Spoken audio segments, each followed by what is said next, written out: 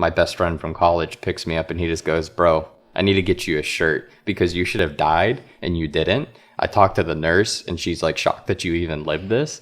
And he just goes, I'm going to get you a shirt. It's a t-shirt. It says, gamers don't die. They only respawn. And I'm like, yes, please get that to me.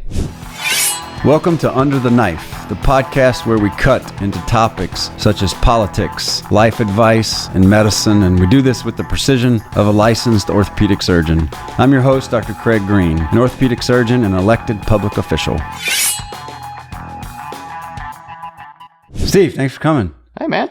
How are you? Good, doing great. I don't get to see you enough. No, not really. Business has been way too busy. I know you have been too. Well, because I'm in some crypto and with you, I'm glad that you're busy. Well, I mean, it's been an absolute murder scene over the past 6 months to 8 months because you got FTX, you got SBF and all the money laundering that he was doing. You got, now, I mean, I think it was, 3 days ago, the SEC just blanketly labeled like a handful of the top 10 cryptocurrencies as securities and then went after both Binance and Coinbase. They sued them, right? Yeah, they basically are saying you're selling unregistered securities.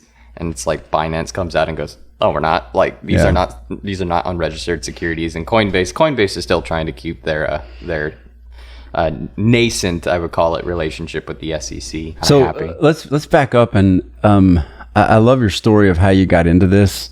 The version that I recall is you would find bad guys on internet, dark web, in following the money in a highly educational context. Yes. I got my degree in some government kind of work, and one of the classes that I was taking, probably 8 or 9 years ago now, was advanced targeting. And so what we had to do is we had to compile a group of intelligence analysts using redacted data from previous operations in the US government.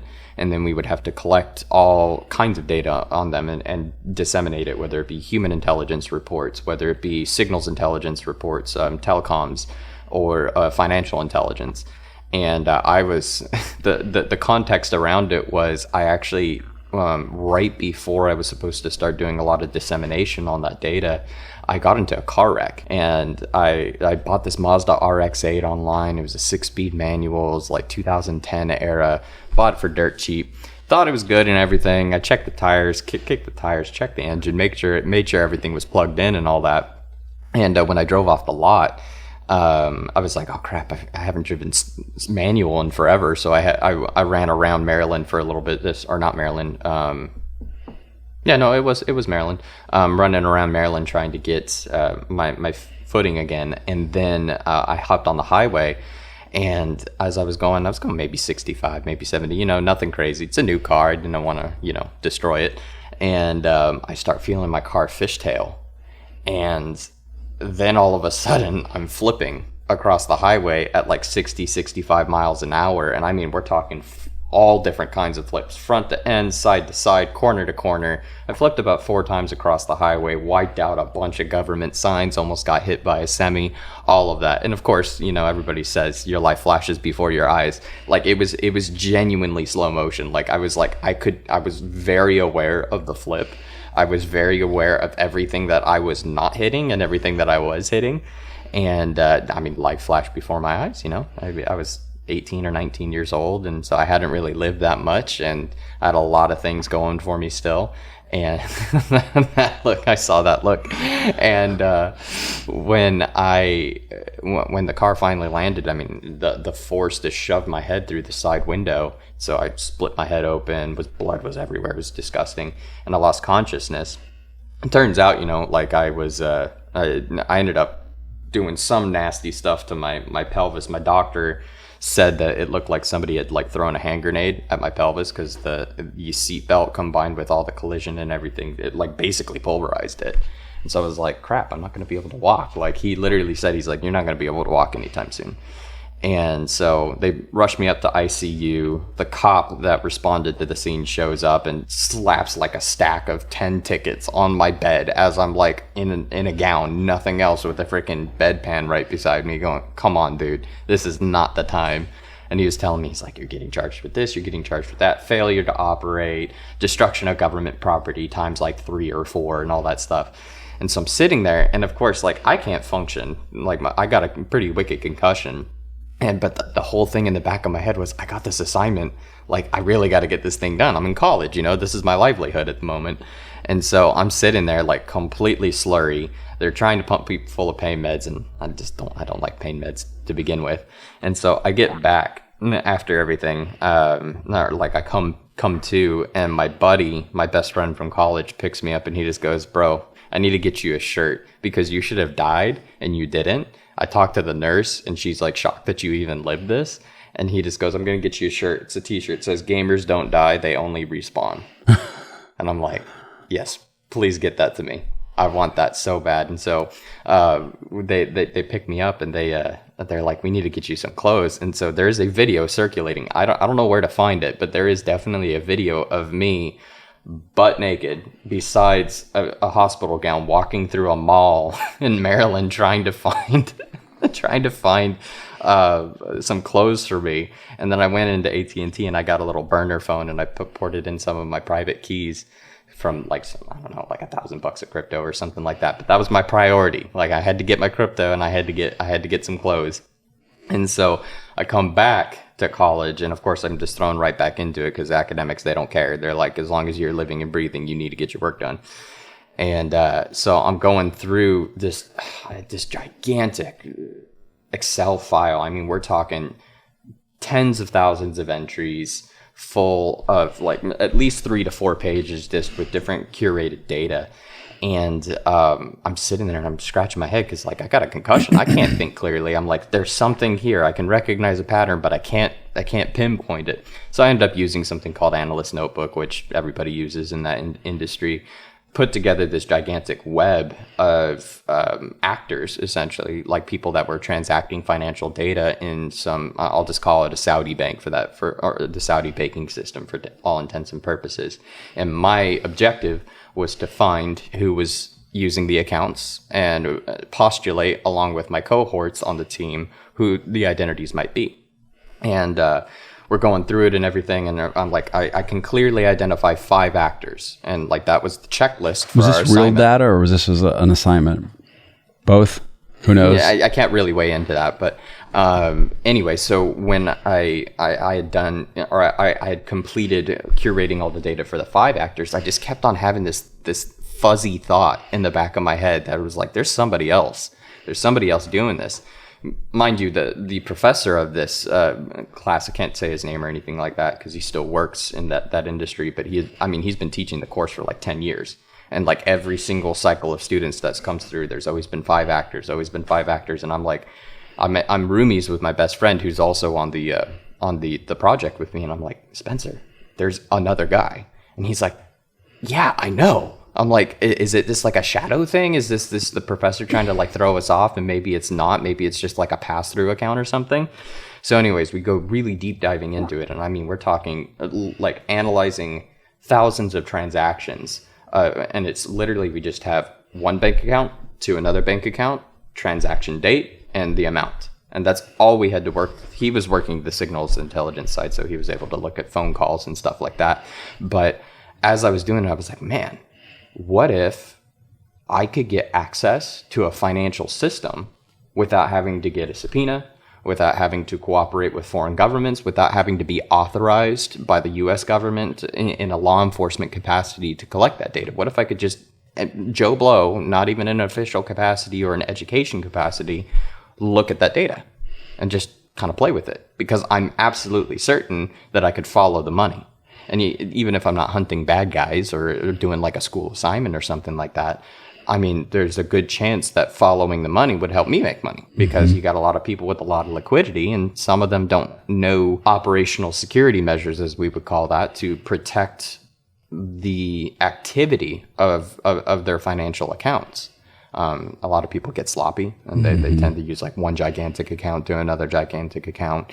And I won't go into details about how to obfuscate financial data, but besides that point, I was like, man, I know that there's got to be a system out there for that. And that I had already bought some crypto at that point. I was like, let me investigate this crypto stuff a little bit more. So I went down the deep, dark rabbit hole that is crypto, completely orange-pilled by that point. I was like, oh my gosh, this is a financial system that has a substantial amount of liquidity that could enable people like me, the low Joe Blows, to have financial freedom and be able to move funds and have complete control over them anywhere in the world at any time, and nobody can tell me what to do. Obviously, the government's trying to enforce regulations that would limit some of those freedoms. Yeah, let's get into that a little bit. First of all, let me ask you this question. Do you think Satoshi Nakamoto, is that his name? Mm-hmm. Is he real? No. Okay. So that's just a shadowy figure that whoever created it. It's not one person. It's a bunch of people. I mean, again, this is all pure speculation. And I know some people in the space that have been in it since like the early 09, 08 era. And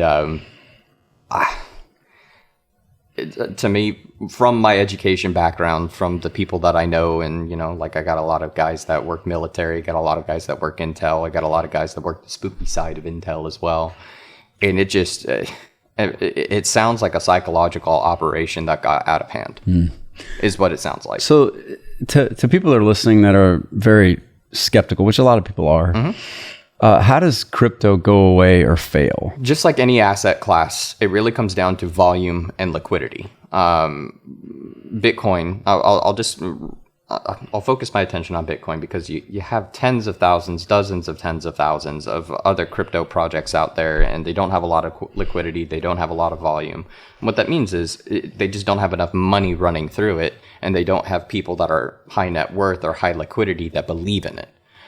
Bitcoin, that's an entirely separate story. I'm not a maximalist by any means, but there's no denying the fact that it runs the show in the crypto space. What Bitcoin does, altcoins follow, unless you're in a specific phase in a bull run, in which case then it kind of gets jumbled up a little bit there, but I won't go into that. Is crypto going anywhere? No. Will the governments around the world do whatever they can to limit its the full extent of its freedom? Absolutely. You can take a look at what happened with the EU passing MiCA. They passed it for review, but it's basically like a mutually agreed upon crypto asset regulation framework for the entire European Union. And what they're doing is they're trying to impose traveler laws, which basically means that any transaction above a certain dollar value needs to be reported by the two parties involved in the transaction, and the reports need to go to the associated governments. And it's like, okay, well, that kind of goes directly against the ethos of crypto. And there are a lot of crypto guys out there that have a huge following on Twitter or a huge following on TikTok, and they claim to be like the arbiters of truth in the crypto space, and they're all for the regulation. They're all saying, yes, this is absolutely awesome. This is going to make institutional investors much more comfortable coming in. Crypto wasn't designed for institutional investors to begin with. It was literally designed as a financial instrument that anybody in the world could use, not just some group in an ivory tower. Mm-hmm. And so whenever you hear somebody talk about regulation, they're always like, yes, it's going to attract more money. And it's like, the money's going to find its way, regardless of circumstance. So speaking of, do you think that the government will try to come up with its own version of it? 100%. I mean, several governments have already talked about it. And how will that threaten the current crypto environment? I'm not really concerned about it threatening the crypto environment. I'll say one thing on that, then I'm going to bounce to another topic in regards to that. I think that a central bank digital currency, which you're referring to, will actually drive demand for the most distributed and decentralized cryptos out there, like Bitcoin and some of the top 10s. And that's just because at the end of it all, a central bank digital currency, while good in theory, gives more power to central banks than they have now, which is already terrifying. Right. Because central banks now can just say, all right, print, hit the burr button, and all of a sudden we're facing 7 to 8% in inflation. So Steve, if we look back throughout time, it used to be barter, and then it was, how gold became a little more valuable than silver, mm-hmm. and then the money was a receipt for the gold you had, and then of course we know in the 70s we were no longer gold backed or silver. Mm-hmm. So in a way, don't you think that money has value because people think that it has value? And is that the same with crypto? I mean, does crypto have value because people think that it has value? Money has value because people are told it has value, and they're told it has value in a very specific way. What the US dollar reduces down to is debt. At the end of it all, if you can pay your debts in it, it's valuable. If you can't pay your debts in it, it's not really usable. Just the same, if you can't pay your taxes in it, it's not valuable. But if you can pay your taxes, it is valuable. You can't, if you think about it, with any commodity, when you get taxed on it, it's usually first in, first out or something. Not tax advice by any means, but you can't pay your taxes by giving a portion of that commodity to the government. Just the same, you can't necessarily remit a monthly debt payment or interest payment from a bank with a portion of your house. You can't just like go scrape off a portion of the drywall and say, here you go, this is 0.02% of a 30-year mortgage that I owe you this month, just throwing out numbers there. No, you have to remit debt in dollars or fiat currency in any other any other country. So really your question revolves around what makes money valuable. And it comes down to, what can you use that money for? If you can use that money to pay off your debts and pay your taxes and pay for goods and services, it's valuable. And that's usually that's what the government has proclaimed the US dollar to be. It's declared to be legal tender. There are countries that have actually decided to declare Bitcoin to be legal tender, El Salvador being one of them. And it is incredibly interesting how the international finance community responded to that. El Salvador got blackballed from the World Economic Forum and from the IMF. The IMF was like, what the heck are you guys doing? You can't do this, because it started the idea that it could be done. And that's really the value of crypto. If I could isolate it down to one thing, it is what you can do with it. So do you think the way that starts is vendors separate from paying the government or a bank willing to accept each other's crypto for services rendered? Oh yeah, I mean, there's definitely, I wouldn't call it an underground movement for that, but there definitely is an avenue. Didn't Elon for a while say we're going to accept Bitcoin for Tesla's type stuff, or cryptos and that went away? Well, that's because he realized that he could manipulate the entire market with a single tweet about a freaking dog. Mm-hmm. But that's beside the point. When Elon was trying to, and I don't want to catch flack here, but Elon was trying to capitalize on the gigantic volume that was influxing into crypto at that time. And usually when you see a large influx of capital into crypto, it goes first through a major exchange, then it usually hits the top 1 to 2 cryptos, i.e. Bitcoin and Ethereum. You'll see it rotate in and out of USDT and USDC, which are the stable coins. But I mean, the only way we can see crypto take off as a valid method of remittance is if people stop chasing the dollars and start using the system for what it is. The Bitcoin is not an asset that should be viewed as something that's going to make you a metric buttload of money. That's the number one concern that I have looking into the populace getting into it, is they just, when I say crypto, you think Bitcoin, right? When I say Bitcoin, you think crypto. Not just crypto, but what does crypto do? Yeah. It goes parabolically up and parabolically down. The conception needs to change. It needs to migrate over to the idea that it's a financial instrument that should be viewed on an hourly basis, or at max a 24-hour basis. If I send you $100 in Bitcoin because you were nice enough to fix something wrong with my leg, I'm sure it's way more than that, but I would fully and would almost feel obligated to, just because of how your business is run, is I would say, look, we're just using this as a financial instrument. I'm not saying but that has to have value in order for it to. So the way to secure that value would be, okay, for 24 hours, I mean, it's safe to assume that unless we have some major cataclysmic black swan event, Bitcoin's only going to vary by about 1% to 2%.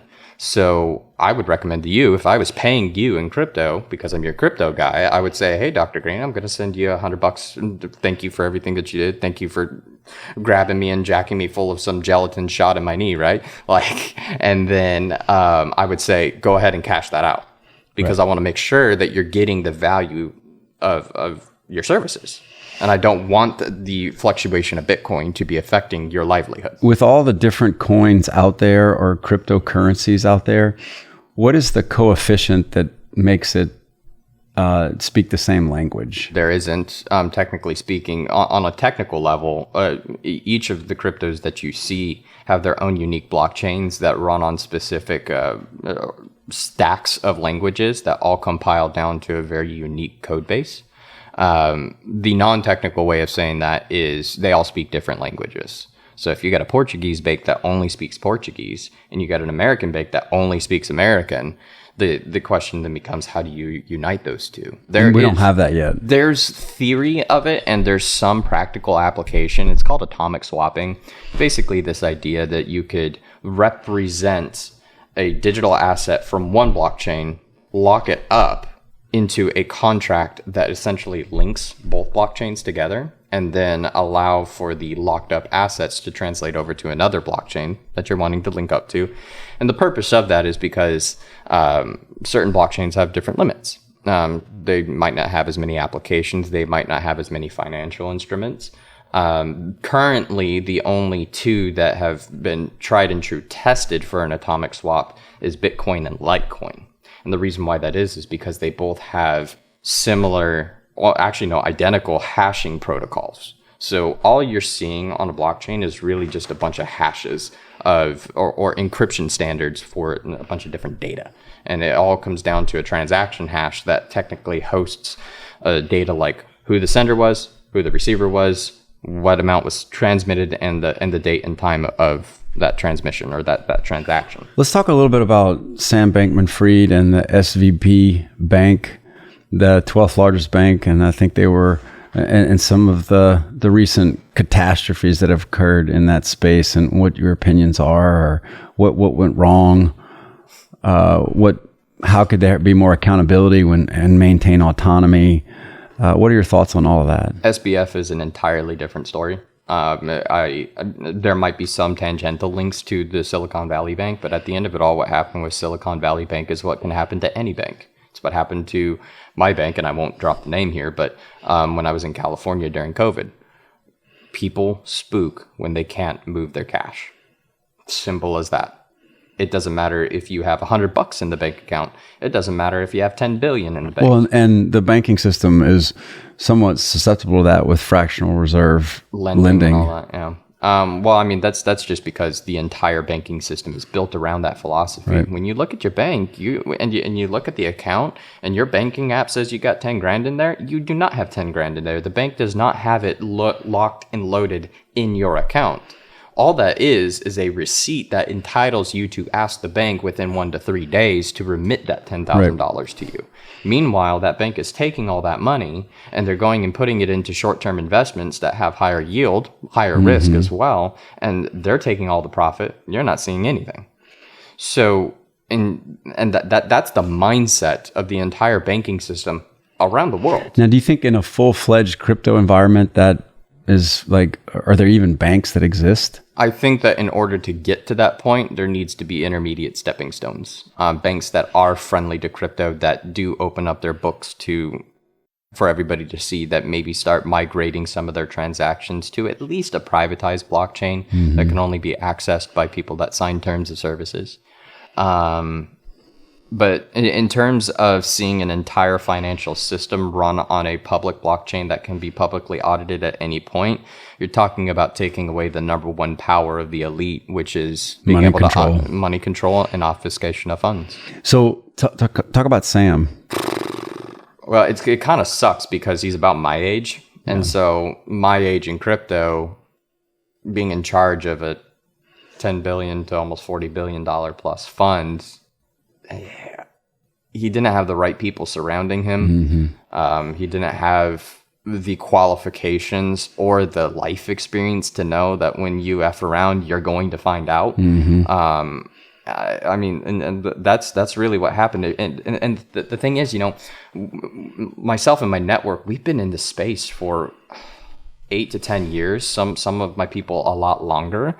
And when FTX came about, every single one of us were like, what the hell is this? Something's not right. What is this thing? Because we have fingers everywhere. Well, I mean, I know hundreds of developers around the world. I know some of the people that are in some of the top crypto venture capital firms. Like, I would have heard about it. And it literally took the entire industry by storm in like less than 6 months. It's like Theranos in the crypto space. Yeah, exactly. It was insane. And so when I started looking at it, I was like, I'm not going to touch this. I even went through their sign up process and everything. And I was like, yeah, I mean, this is a clean, sleek interface. But what really dinged me was the fact that they were only offering a very limited amount of crypto. And it was all cryptos that had incredibly high volume and liquidity.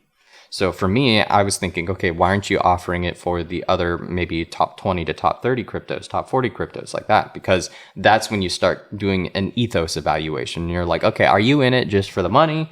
Or are you in it because obviously there's money and it's a viable business model, plus you believe in the system? And that's where it's like, when FTX came about, it was incredible mismanagement at the highest levels. And it really came down to, and I mean, the dude's literally facing lifetime in prison or not lifetime, but several counts of prison time that will account for a lifetime, at least of sorts, of not just mismanagement of funds, but of straight up lying. And that's the one thing, and I'm really glad we're talking about this now about crypto.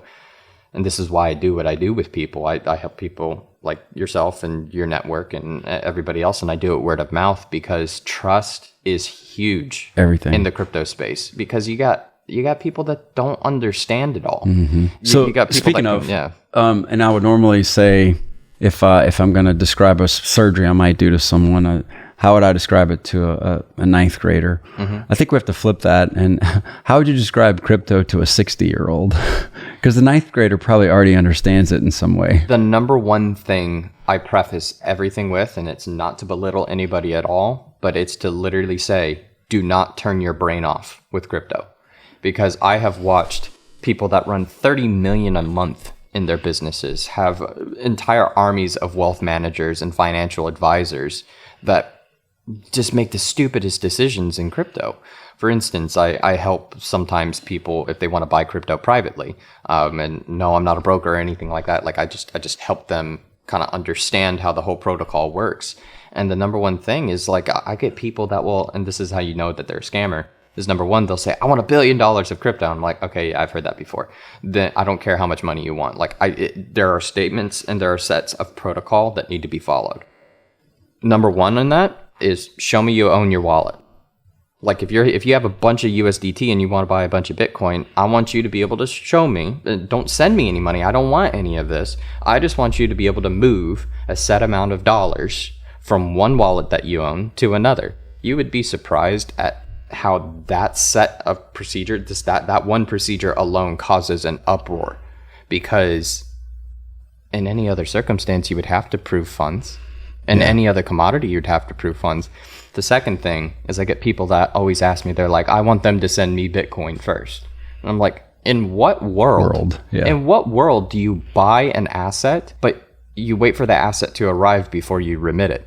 That doesn't happen in houses. That doesn't happen in commodities. That sure as hell doesn't happen in exchanges, like securities. So why the heck would it happen in crypto? That doesn't happen.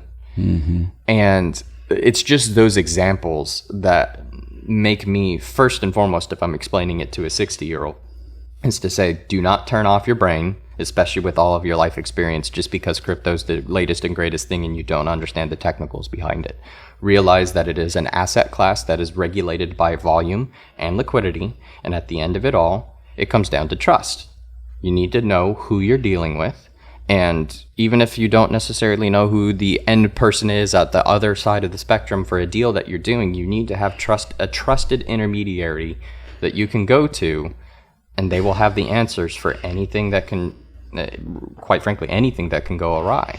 Well, and ultimately, it's a medium of exchange. I mean, that's what this whole conversation's been about. Right. Crypto is not, yes, it has investment potential. Yes, it has appreciation potential, but it's a medium of exchange first and foremost. That's what it was built for. And if it works as that, then it'll have more value. Absolutely. And we're just in the beginning stages of that. This asset class has only been around for 12 years, 13 years. Now, it's hard for people, and myself included, to fully understand the difference between Bitcoin, Gamecoin. There's thousands, I guess, right? There's $1 US.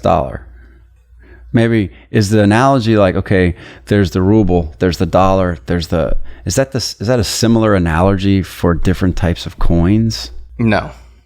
The reason why is because every blockchain has its own fee schedule. So every transaction has a fee to it. And that's part of a reciprocating model that basically rewards anybody that participates in that financial model.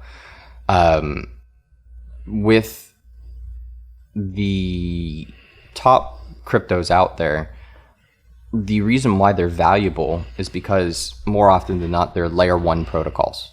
So if you look at Bitcoin, if you want to send a transaction to me, you have to pay a little bit of a fee for that. That fee goes to all the people running computers all over the world that verify that transaction for you. When you look at Ethereum, if you want to send me Ethereum, you pay for the transaction in Ethereum. You pay for. But is that similar to if I want to wire you money, I got to pay a $35 wire fee? Yeah, basically. I mean, it's like that. But if you're wanting to wire me £1,000 and you're converting via USD or you're sending via USDT, not only do you have to pay the fee in dollars, but then we have to conversion fee. Yeah, conversion fee. We have to factor that in, and so it's not as analogous as I would like it to be. But that's just because instead of looking at it as its own currency, you got to look at all these cryptos as their own ecosystems or their own economies. Does that make sense? It does. But it all still comes back down to volume, liquidity, and trust, which is the same as you have to have in banking. And I know I'm going to get a lot of flack for all the crypto files out there that say, oh, crypto's a trustless system. No, it's not. At the end of it all, you're making a decision based off of volume and liquidity. You trust that the volume is there. You trust that the liquidity is there. And if you're sending somebody crypto and you're expecting something in return, you're still trusting that person's going to send it to you. Well, but in the trust but verify vein, isn't it also the whole point of crypto is you can verify it from multiple different ways? Sure, yeah. But again, you're still trusting in your ability to verify. Right. I mean, there's plenty of people that will say it's a trustless system. We have smart contracts where if A happens and then B happens and the funds that are associated with the A to B transaction are locked up in a smart contract, that's an escrow account. Okay, but you're still trusting that the smart contract will execute properly. And I've seen plenty of times where it doesn't happen, primarily because the smart contracting capabilities that have the most volume and liquidity running through them right now aren't the best standards. And they're not necessarily written in languages that facilitate mission critical systems. Gotcha. Well, this has been incredible. I'll tell you that we'll probably have you back again at some point for updates, because I feel like this will be a continually evolving space. I mean, it never stops. Yeah. Well, thanks for what you do. Thanks for coming on. Of course. We'll do it again sometime. Absolutely. Awesome. Thank you for joining us today, and a big thank you to all of our listeners for tuning in to this surgical exploration of politics, healthcare, and life. I've been your host, Dr. Craig Green. Remember to stay informed, stay sharp, and join us next time to see which of life's topics we'll dissect under the knife.